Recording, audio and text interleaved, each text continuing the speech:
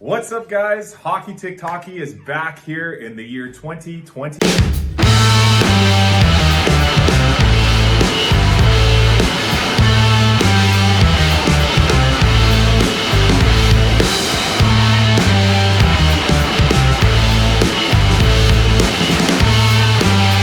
Here, it's been a crazy last couple of seasons for the Flames, and this year.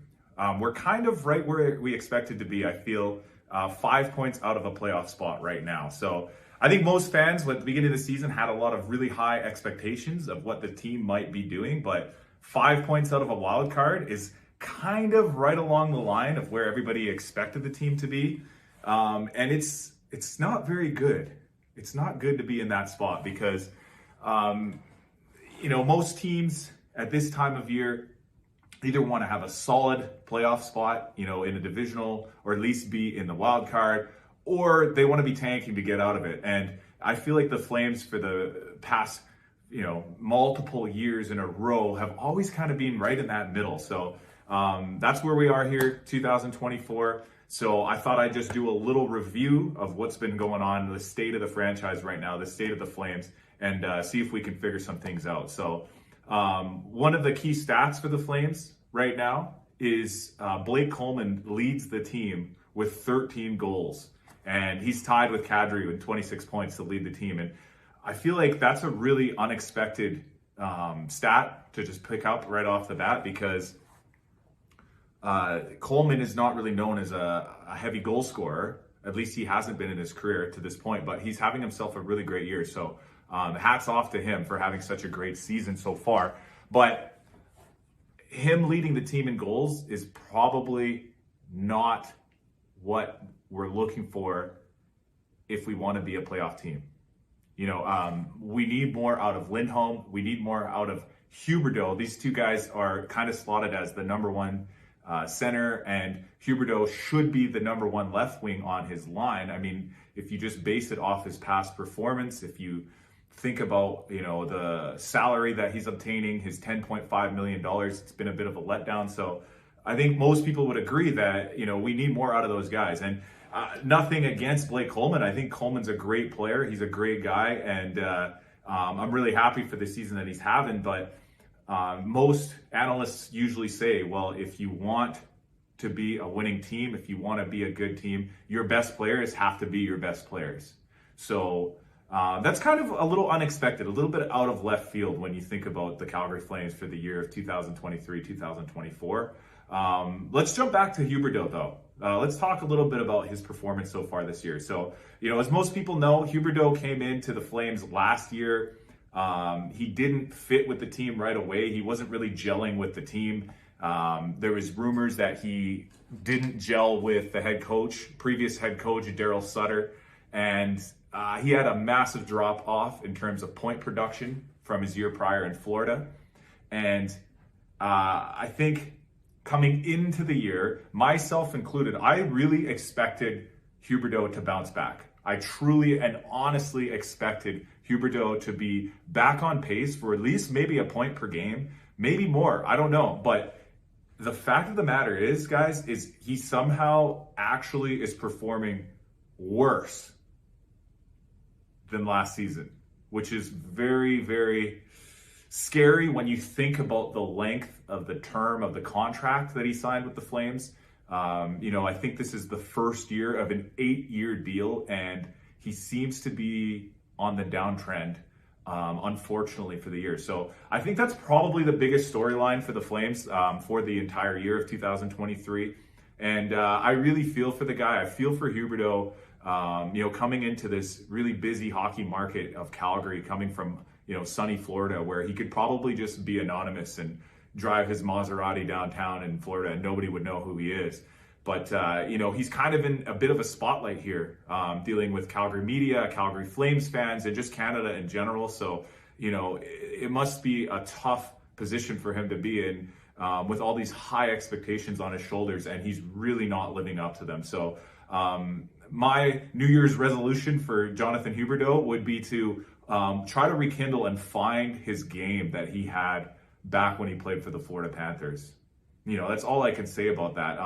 he went on a pretty bad goalless and pointless skid to end the season here, or I guess not end the season, but end the year in 2023, up until the New Year's Eve game against Philadelphia, when he finally got back on the score sheet with an assist. So, good job for him for doing that. Now, let's get away from all the negatives. Let's talk about a little positives here now.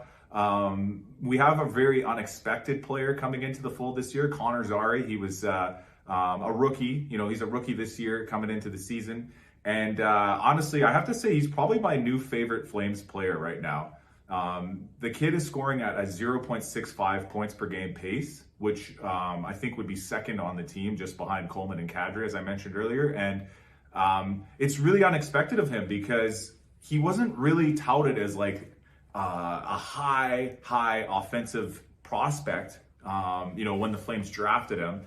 And he wasn't really lighting up the AHL like crazy. Not to say he wasn't playing bad for the minor league affiliate, but he really has stepped up his game once he stepped into the NHL here. And one thing I really loved about Connor Zary coming into the league is he seemed to have revitalized Nazem Kadri, because with Kadri mentoring him and trying to show him the ropes here in Calgary, his game really stepped up. So that was a positive I really wanted to take away from the year so far. And I hope Connor Zary can just keep it up and keep playing well and keep pushing some of these, more veteran type players like Kadri, like Huberdeau, like all the other forwards in the group to bring their A game every night if they're trying to mentor these younger guys. So that's the sort of more the on ice stuff. Behind the scenes, there's a lot of talk about trades,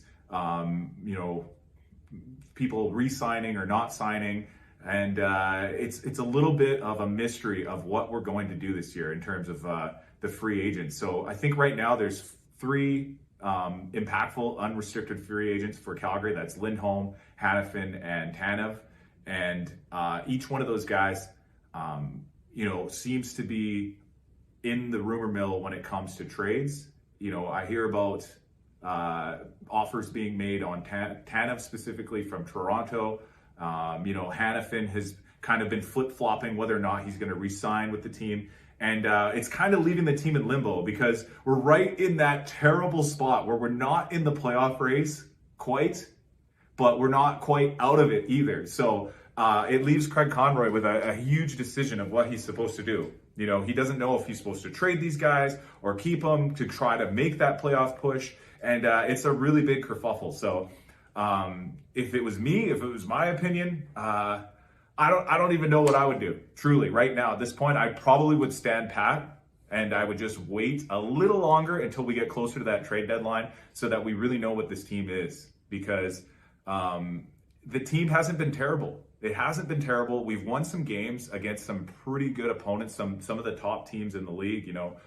Played strong against Colorado, strong against Vegas, strong games against Dallas. So there's a lot of really strong performances that, kind of gives us hope as a franchise that maybe this team is a little bit better than just a lower wildcard spot and just needs some time to gel. So we'll see what happens with it, guys. At the end of the day, if we end up trading Lindholm, Tanev, and Hanifin, if we end up trading all 3 of those guys, there's going to be some massive holes in the organization in terms of our defense and our top line center leaving. So I think that would kind of put the team into a full sort of retool, rebuild mode and kind of set the team off on a brand new direction. So it's going to be interesting. The next couple of months are going to be really, really, really interesting to see what happens. Other than that, the other guy I wanted to talk about here today for this video is Yegor Sharangovich. He was received for Tyler Toffoli in a trade. He was he was the trade partner there. And at first, we didn't really know what to expect of this guy. He had a really strong season a couple years ago, but started to, struggle to begin the season here with Calgary up until the last month or 2. He really hit his stride and has been one of the top goal scorers for the team in the month of December. So really happy to see his progress as a player.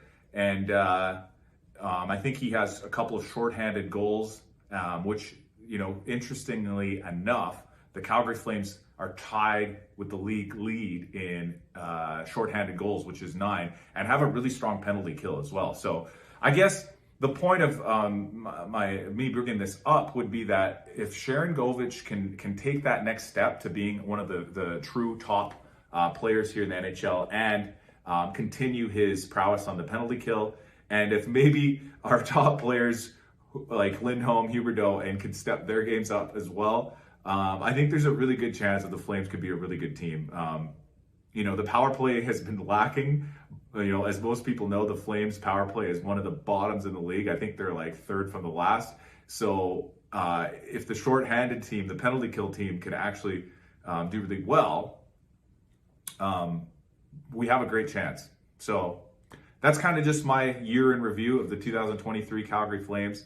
I hope you guys enjoyed it. I hope you guys liked it. Just don't forget to like, subscribe, and follow, all that other stuff. And leave a comment below if you think I'm off base on any of my opinions, or if you agree, let me know.